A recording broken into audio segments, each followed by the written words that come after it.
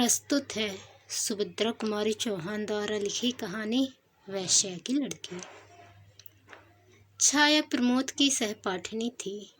प्रमोद नगर के एक प्रतिष्ठित और कुलीन ब्राह्मण परिवार का लड़का था और छाया थी नगर की एक प्रसिद्ध नर्तकी की इकलौती कन्या।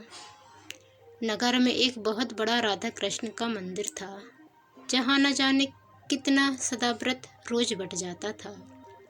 सैकड़ों साधु संत मंदिर में पड़े पड़े भगवत जन करते, मनमाना भोजन करते और करते मनमाना अनाचार। छाया की माँ इसी मंदिर की प्रधान नर्तकी थी। मंदिर को छोड़कर दूसरी जगह वह गाने बजाने कभी न जाती। मंदिर के प्रधान पुजारी की उस पर विशेष कृपा थी, इसलिए उसे किसी बात की कमी न थी। गंगा के किनारे उसकी विशाल कोठी थी, जहाँ से सदा संगीत की मधुर ध्वनि आया करती। नगर के संगीत प्रेमी जब स्वयं ही उसके यहाँ पहुँच जाते तो राजरानी उन्हें निराश न करती, किंतु वह किसी के यहाँ बुलाने पर गाने के लिए नहीं जाती थी। छाया इसी राजरानी की इकलौती कन्या थी। राजरानी की सारी आशाएं इसी कन्या के ऊपर अवलंबित थीं। विद्या अध्ययन की ओर छाया की अधिक रुचि देखकर राजरानी ने उसे स्कूल में भर्ती करवा दिया। छाया नगर की कुछ पुरानी प्रथा के अनुयायियों का विरोध करने पर भी कुलीन घर की लड़कियों के साथ पढ़ते पढ़ते कॉलेज तक पहुंच गई। और जिस दिन पहले पहल वह कॉलेज पहुंची, प्रमोद से उसकी पहचान हो गई। यह पहचान ही बनकर न रह सकी। धीरे धीरे वह मित्रता में परिवर्तित हुई और अंत में उसने प्रणय का रूप धारण कर लिया, जिसका परिणाम यह हुआ कि परिवार वालों का विरोध, तिरस्कार और प्रताड़ना ना तो प्रमोद को ही उसके पथ से विचलित कर सका, ना छाया को। विवाह के लिए उन्हें कोर्ट का सहारा लेना पड़ा। कोर्ट में रजिस्ट्री होने के बाद आर्य समाज मंदिर में उनका विवाह वैदिक रीति से संपन्न हुआ। अग्नि को साक्षी देकर वह दोनों पति पत्नी के पवित्र बंधन में बंध गए। बचपन से ही कुलीन घर की लड़कियों के साथ मिलते जुलते रहने के कारण उनके रीति रिवाजों को देखते देखते छाया के हृदय में एक कुलवधू का जीवन बिताने की प्रबल उत्कंठा जागृत हो उठी थी। प्रमोद के साथ विवाह सूत्र में बंधकर छाया ने उसी सुख का अनुभव किया। वह एक कुलवधू की ही तरह प्रमोद के इशारों पर नाचना चाहती थी। प्रमोद के नहा चुकने पर अपने हाथ से ही वह प्रमोद के कपड़े धोती। अभ्यस्त न होने पर भी दोनों समय प्रमोद के लिए वह अपने ही हाथ से भोजन बनाती और थाली परोसने के बाद जब तक प्रमोद भोजन करते वह उन्हें पंखा जला करती। प्रमोद के भोजन कर चुकने के बाद उनकी जूठी थाली में भोजन करने में वह एक अकथनीय सुख का अनुभव करती।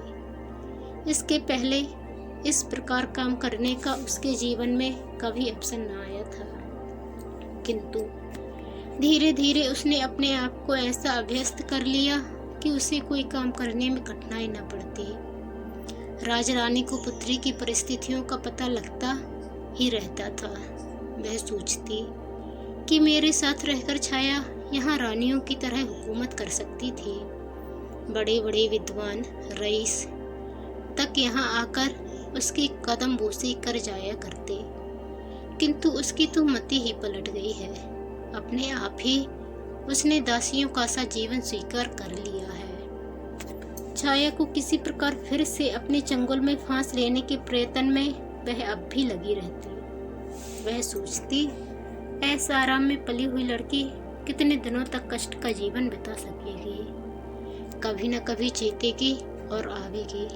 किंतु छाया तो माता के घर के ऐसा आराम को घृणा की दृष्टि से देखती थी। यहाँ वह इस कष्ट में भी जिस सुख का अनुभव करती, उसकी आत्मा को जितनी शांति मिलती थी, उस रूप के हाट में, उस वैभव की चकाचौंध में, उसके शतांश का भी स्वप्न देखना छाया के लिए दुराशा मात्र थी। छाया प्रमोद के विशुद्ध और पवित्र प्रेम के ऊपर संसार की सारी विभूतियों को निछावर कर सकती थी। प्रमोद के साथ यह छोटा सा मकान उसे नंदनवन से भी अधिक सुहावना जान पड़ता था। सारांश यह है कि छाया को कोई इच्छा न थी। प्रमोद का प्यार और उनके चरणों की सेवा का अधिकार वह सब कुछ पा चुकी थी। प्रमोद के विवाह के बाद प्रमोद के माता पिता ने उन्हें अपने परिवार में सम्मिलित नहीं किया।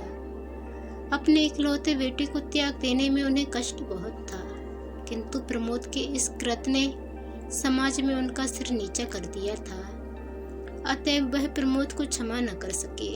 स्वाभिमानी प्रमोद ने भी माता पिता से क्षमा की याचना न की। अपनी समझ में उन्होंने कोई बुरा काम न किया था, इसलिए शहर में ही पिता ने कई मकानों के रहने पर भी वे किराए के मकान में रहने लगे। परिवार और समाज ने प्रमोद को त्याग दिया था, किंतु उनके कुछ अपने ऐसे मित्र थे जो उन्हें इस समय भी अपनाए हुए थे। अपने इस छोटे से इन्हें गिने मित्रों के संसार में छाया के साथ रहकर प्रमोद को अब और किसी वस्तु की आवश्यकता न थी। आर्थिक कठिनाइयां कभी बाधा बनकर उनके इस सुख के सामने खड़ी हो जाएंगी। प्रमोद को उसका ध्यान भी न था। कॉलेज के प्रोफेसरों और प्रिंसिपल की उनके साथ बड़ी सहानुभूति थी। उनका आचरण कॉलेज में बड़ा उज्जवल रहा था और वे परीक्षाओं में सदा पहले ही आए थे, इसलिए वे थोड़ा प्रयत्न करने पर वहां प्रोफेसर हो सकते थे, परंतु सुख की आत्मविस्मृति तक ग्राह्य आवश्यकताओं की पहुंच कहाँ। कॉलेज में एक हिंदी के प्रोफेसर का स्थान खाली भी हुआ, किंतु प्रमोद अपने सुख में इतना भूल गए थे कि उन्हें और किसी बात का स्मरण ही न रहा। उनके मित्रों और छाया ने एक दो बार उनसे इस पद के लिए प्रयत्न करने के लिए कहा भी, किंतु उनका यह उत्तर सुनकर छाया क्यों मुझे अपने पास से दूर भगा देना चाहती हो। छाया चुप हो गई। उसे अधिक कहने का साहस न हुआ। वह प्रमोद के भावुक स्वभाव से भली भांति परिचित थी। छोटी छोटी साधारण बातों का भी उनके हृदय पर बड़ा गहरा प्रभाव पड़ता था। यौवन जनित उन्माद और लालसाएं चिर स्थायी नहीं होती। इस उन्माद के नशे में जिसे हम प्रेम का नाम दे डालते हैं, वह वास्तव में प्रेम नहीं, किंतु वासनाओं की प्यास मात्र है। लगातार 6 महीने तक छाया के साथ रहकर अब प्रमोद की आंखों में भी छाया के प्रेम और सौंदर्य का वह महत्व न रह गया था जो पहले था। अब वह नशा कहाँ था। उन्हें अपने कर्तव्यों का ज्ञान हुआ। उन्हें अब ऐसा जान पड़ता जैसे उन्होंने कोई बहुत बड़ी भूल कर डाली है। आर्थिक कठिनाइयां भी उन्हें पद पद पर सूल की तरह कष्ट पहुंचा रही थी। इसके अतिरिक्त माता पिता के स्नेह का अभाव उन्हें अब बहुत खटक रहा था। उनका चित्त व्याकुल सा रहता। बार बार उस स्नेह की शीतल छाया में दौड़कर शांति पाने के लिए उनका चित्त चंचल हो उठता। माता पिता के स्नेह में जो शीतलता, ममता का मधुर दुलार और जो एक प्रकार की अनुपम शांति मिलती है, वह उन्हें छाया के पास न मिलती। छाया के प्रेम में उन्हें सुख मिलता था, शांति नहीं। स्नेह मिलता पर शीतलता नहीं, आनंद मिलता पर तृप्ति नहीं। हाँ, प्यास और तीव्र होती जान पड़ती। आनंद और सुख के जलन की मात्रा अधिक मालूम होती। वे माता पिता के स्नेह के लिए अत्यधिक विकल रहते, किंतु जब माता पिता ने ही उन्हें अपने प्रेम के पलने से उतारकर अलग कर दिया, तब स्वयं उनके पास जाकर उनके प्रेम और दया की भिक्षा मांगना प्रमोद के स्वाभिमानी स्वभाव के विरुद्ध था। प्रमोद का स्वास्थ्य भी अब पहले जैसा न रह गया था। दुश्चिंताओं और आर्थिक कठिनाइयों के कारण वे बहुत क्रश और विक्षिप्त से रहते। समाज में भी अब वह मान प्रतिष्ठा न थी। हर स्थान पर उनके इसी विवाह की चर्चा सुनाई पड़ती। प्रमोद के इस कार्य से ही नहीं, स्वयं प्रमोद से भी किसी को किसी प्रकार की कोई सहानुभूति न रह गई थी। सब लोग प्राय यही कहते कि प्रमोद 2 ही 3 साल के बाद अपने इस कृत्य पर पछताएगा। यह विवाह प्रमोद सरीखे विवेकी और विद्वान युवक के अनुकूल नहीं हुआ।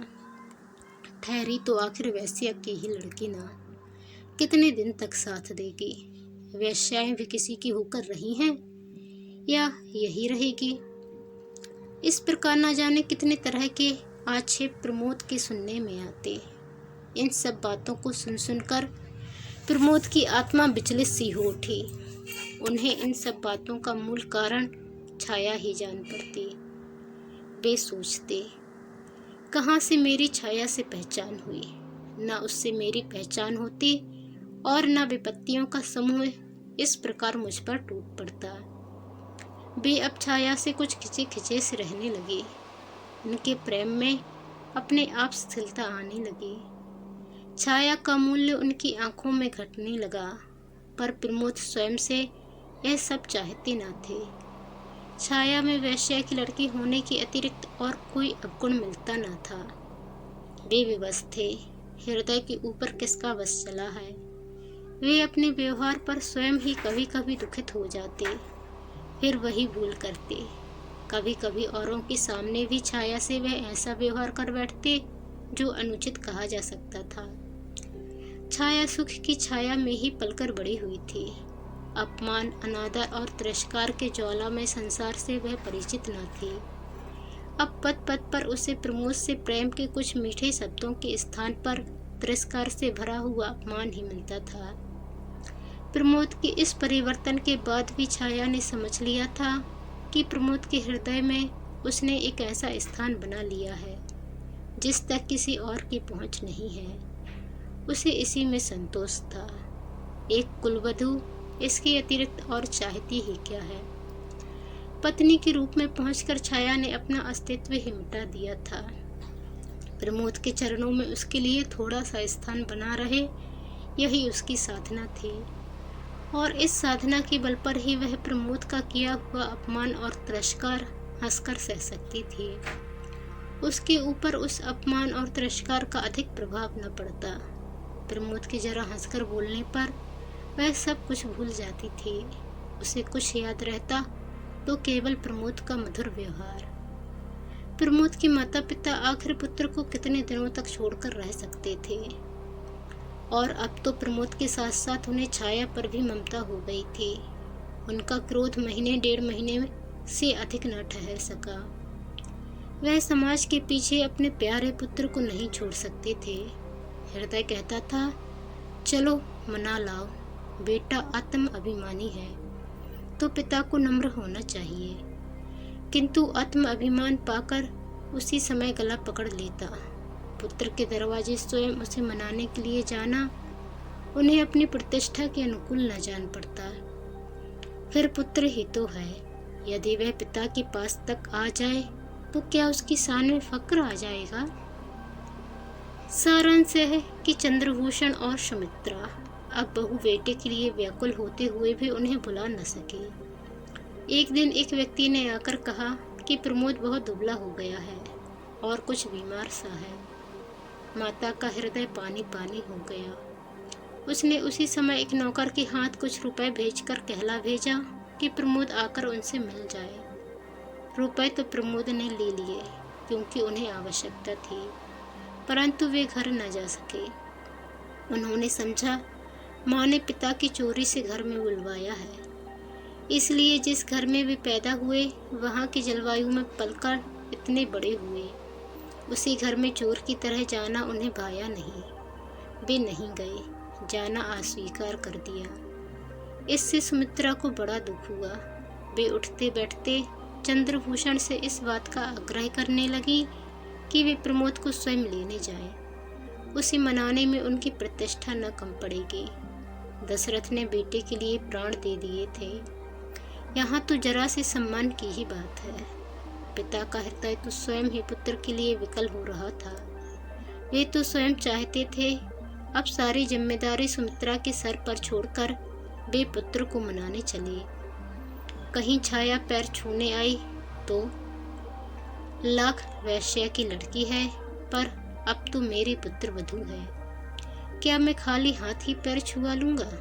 सराफे की ओर घूम गए। वहां एक जोड़ी जड़ाऊ कंगन खरीदे और जेब में रखकर 10 कदम भी न चल पाए थे कि सामने से प्रमोद आते हुए दिखे। चंद्रभूषण के पैर रुक गए, प्रमोद भी ठिठके। झुककर उन्होंने पिता के पैर छू लिए। चंद्रभूषण की आंखों से गंगा जमुना बह निकली। प्रमोद के भी आंसू न रुक सके। दोनों कुछ देर तक इसी प्रकार आंसू बहाते रहे। कोई बातचीत न हुई। अंत में गला साफ करते हुए चंद्रभूषण ने कहा, घर चलो बेटा, तुम्हारी अम्मा रात दिन तुम्हारे लिए रोया करती है। प्रमोद ने कोई आपत्ति ना की, चुपचाप पिता के साथ घर चले गए। उस दिन वे बहुत रात घर लौटे। उनकी वाट जोहते जोहते छाया भूखी प्यासी सो गई थी। जब प्रमोद अपने कमरे में पहुंचे तो 12 बज रहे थे। इस समय छाया को जगाना उन्होंने उचित नहीं समझा। विलंब से लौटने का दुख था, जबकि वे भोजन कर चुके थे और छाया उनकी प्रतीक्षा में भूखी ही सो गई थी। उन्हें छाया के ऊपर दया आई। उसके सिर पर हाथ फेरते फेरते वे नींद की प्रतीक्षा करने लगे। छाया गाढ़ी निद्रा में सोई थी। उसके चेहरे पर कभी हंसी और कभी विषाद की रेखा खिंच जाती थी। प्रमोद यह देख रहे थे, आज उन्हें अपने कटु व्यवहार तीर की तरह चुभने लगे। इसी सोच विचार में वे सो गए। छाया की भी नींद खुली। घड़ी की ओर देखा, 1:30 बज रहे थे। पास ही प्रमोद सुख की नींद ले रहे थे। वह बड़ी व्याकुल हुई। उसने अपने आप को न जाने कितना धत्कारा। ऐसी नींद भी भला किस काम की। वे आए और भूखे प्यासे सो रहे और यह निगोड़ी आंखें न खुली। यह सदा के लिए बंद न हुई थी ना, कभी न कभी खुलने के लिए ही तो मुंदी थी। फिर खुलने के समय पर क्यों न खुली। इसी प्रकार अनेक विचार उसके मस्तिष्क में आ आकर उसे विकल करने लगे। छाया फिर सो न सकी। बाकी रात उसने करवट बदलते ही बिताई। सवेरे उठकर उसने प्रमोद का कोट टटोला। उसकी जंजीर जेब के त्यों पड़ी थी। दूसरी जेब में 25 रुपए भी थे। जंजीर बेची भी नहीं, गिरवी भी नहीं रखी। फिर ये रुपए कहाँ से आए। प्रयत्न करने पर भी छाया इस उलझन को न सुलझा सकी। सवेरे प्रमोद सोकर उठे तब उनका चेहरा और दिनों की अपेक्षा अधिक प्रसन्न था। उठने पर उन्होंने छाया से पिता की मुलाकात, अपने घर जाने की बात और वहाँ से सब लोगों के व्यवहार और वर्ताव सभी बतलाए। छाया सुनकर प्रसन्न हुई, किंतु उस घर में छाया भी प्रवेश कर सकेगी या नहीं, ना तो इसके विषय में प्रमोद ने कुछ कहा और ना ही छाया को पूछने का साहस हुआ। अब प्रमोद की दिनचर्या बदल गई थी। वह सवेरे से उठते ही अपनी माँ के पास चले जाते, वहीं हाथ मुँह धोते, वहीं दूध पीते, फिर अखबार पढ़ते पढ़ाते, मित्रों से मिलते जुलते वे करीब 11-12 बजे घर लौटते। इस समय उन्हें घर आना ही पड़ता, क्योंकि छाया उन्हें भोजन कराए बिना खाना न खाती थी। छाया को अब प्रमोद के सहवास का अभाव बहुत खटकता था, किंतु वह प्रमोद से कुछ कह न सकती थी। वह कुछ ऐसा अनुभव करती थी जैसे प्रमोद के चरणों पर अपना सर्वस्व निछावर करके भी वह प्रमोद को उस अंश तक नहीं पा सकती है जितना एक सहधर्मिणी का अधिकार होता है। इसी प्रकार 6 महीने और बीत गए। आज वही तिथि थी जिस दिन छाया और प्रमोद विवाह के पवित्र बंधन में बंधकर एक हुए थे। वह आज बड़ी प्रसन्न थी। सवेरे उठते ही उसने स्नान किया, एक गुलाबी रंग की रेशमी साड़ी पहनी, जो कुछ आभूषण थे वह सब पहनकर वह प्रमोद के उठने की प्रतीक्षा करने लगी। प्रमोद उठे और उठकर प्रतिदिन के नियम के अनुसार पिता के घर जाने लगे। छाया ने पहले तो उन्हें रोकना चाहा, किंतु फिर कुछ सोचकर बोली, आज जरा जल्दी लौटना। क्यों, कोई विशेष काम है? प्रमोद ने पूछा। आज अपने विवाह की वर्षगांठ है। कुछ प्रसन्नता और कुछ संकोच के साथ छाया ने उत्तर दिया। होगी, उपेक्षा से कहते हुए प्रमोद ने साइकिल उठाई और वे चल दिए। छाया की आंखें डबडबा आईं। वह कातर दृष्टि से प्रमोद की ओर तब तक देखती रही जब तक वे आंखों से ओझल न हो गए। फिर भीतर आकर अनमनस्क भाव से घर के कामकाज में लग गई। भोजन में आज उसने कई चीज़ें जो प्रमोद को बहुत पसंद थीं बनाई, किंतु इधर भोजन का समय निकल जाने पर भी प्रमोद ना घर लौटे तो वह चिंतित सी हुई। उससे रहा न गया। उठकर वह प्रमोद के घर की तरफ चली।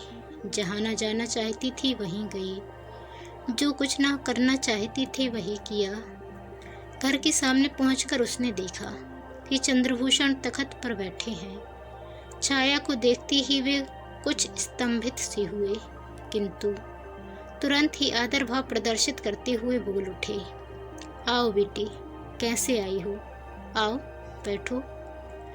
छाया को ससुर से इस सद्व्यवहार की आशा न थी। वह उनके इस सद्व्यवहार पर बड़ी प्रसन्न हुई। उसकी समझ में न आता था कि वह प्रमोद के विषय में कैसे पूछे। इसी पशुपेश में वह कुछ देर चुपचाप खड़ी रही। अंत में अपने सारे साहस समेटकर उसने पूछा, वे कहाँ हैं? किसे? प्रमोद को पूछती हो?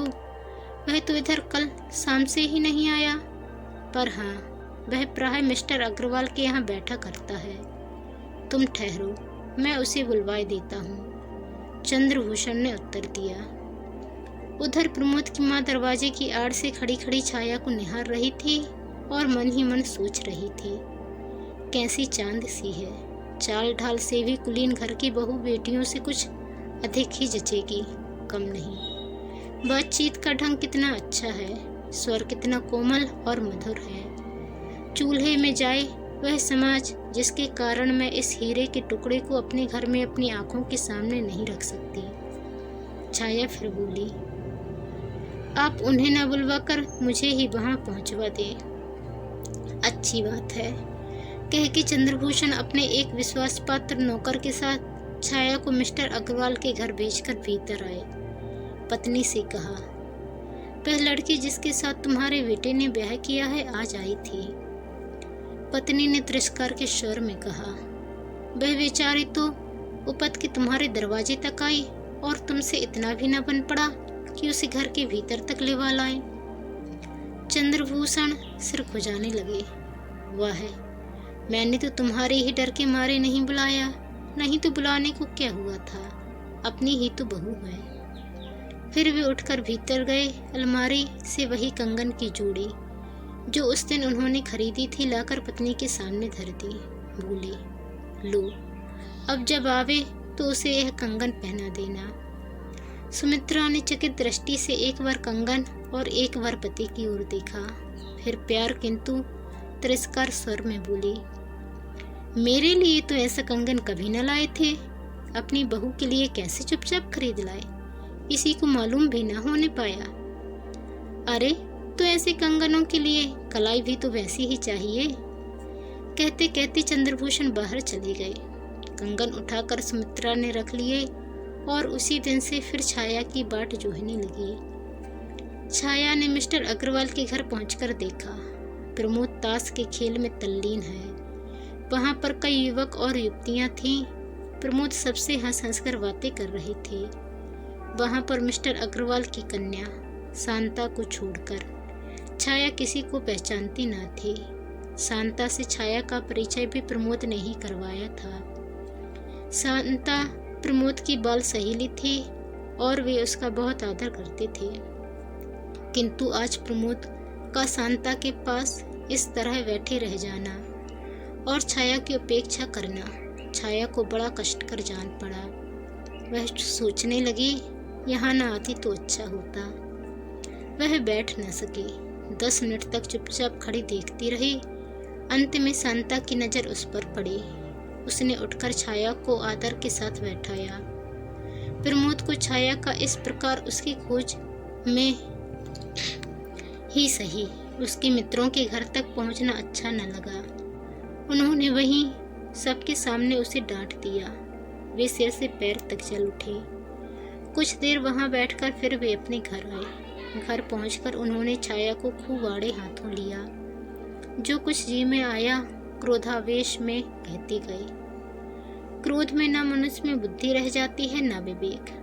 प्रमोद ने जो कुछ कहना था वह भी कहा और जो कुछ न कहना था वह भी कहा। अंत में उन्होंने यहाँ तक कह डाला कि तुम अपने परिवार की चाल क्यों छोड़ सकोगी, गली गली घूमोगी नहीं तो काम कैसे चलेगा। तुम तो मालूम होता है वही करोगी जो तुम्हारी माँ आज तक कर रही है। छाया कट सी गई। अपमान उसके चेहरे पर तड़प उठा, किंतु वह कुछ नहीं बोली। वह जानती थी कि कुछ बोलकर अपना अहित छोड़कर वह हित नहीं कर सकती। अंत तक अपने इस कार्य के लिए वह विनम्र भाव से प्रमोद से क्षमा मांगती रही और इस बात का आश्वासन देती रही अब उससे ऐसी भूल कभी न होगी। किंतु प्रमोद अपने को शांत न कर सके। वे उन्मत्त की तरह कभी टहलते और कभी चुपचाप लेट जाते। अंत में कुछ देर तक इधर उधर टहलकर वे छाया से बोली, छाया, मैं तो मिस्टर अग्रवाल के घर जा रहा हूँ। वहाँ मुझे कुछ शांति मिलती है। शांता के पास पहुँचकर मैं एक प्रकार के सुख और शीतलता का अनुभव करता हूँ। वहाँ मैं सारी दुश्चिंताओं से क्षण भर के लिए अपने आप को मुक्त पाता हूँ। वहाँ मैं जितना अधिक रहूँ रहने दिया करो। तुम्हारे पास मुझे सिवा गिलानी और क्षोभ के कुछ नहीं मिलता। तुम्हारे पास मैं शांति नहीं किंतु अशांति ही अधिक पाता हूँ। शीतलता नहीं, मुझे जलन होती है। और यह सच तो है छाया कि अब मैं तुमसे घृणा करने लगा हूँ। तुम्हारी माँ के घर की दासी का आना जाना मैं संदेह की दृष्टि से देखता हूँ। मुझे तुम्हारे ऊपर विश्वास नहीं रह गया है।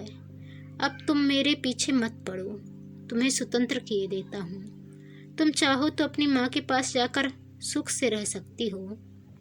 मैंने तो तुम्हारे साथ इतने दिनों तक रहकर भर पाया। बस अब और अधिक मुझे अपने साथ रहने के लिए विवश मत करो। रोने धोने का मुझ पर कोई असर नहीं होगा। जहाँ मैं थोड़ी शांति पाता हूँ वहाँ जाने दो। कहते हुए प्रमोद बाहर चले गए।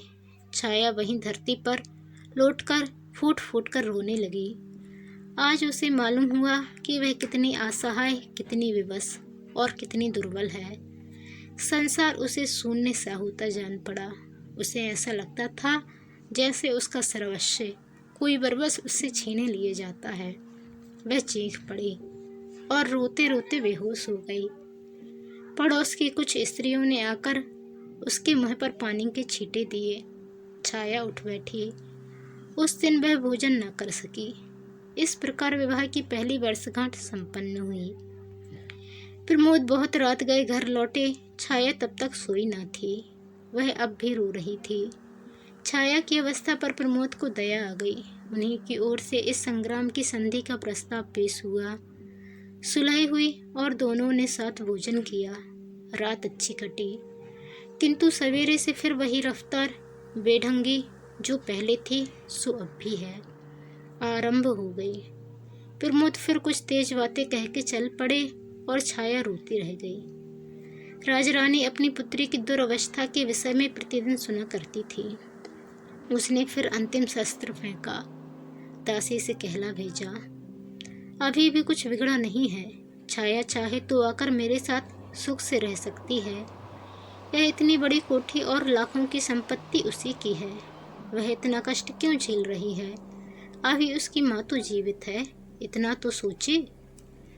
छाया ने उसके उत्तर में माँ को कहला भेजा, मेरी नसों में सीता और सावित्री का खून दौड़ रहा है। मैं आर्य महिला हूँ। मैं अपने पति के चरणों को छोड़कर नहीं जा सकती। सीता और सावित्री का महान आदर्श मुझसे कहता है कि पति ही मेरा परमेश्वर है। पति को छोड़कर स्त्री की कहीं दूसरी जगह गति नहीं हो सकती। उनसे कहना कि मेरी माँ तो मर चुकी है। मैं उन्हें अपनी माँ नहीं समझती। मेरी माँ होती तो मेरी ही तरह पवित्र जीवन बिताती। इस उत्तर से राजरानी के स्वाभिमान को धक्का सा लगा।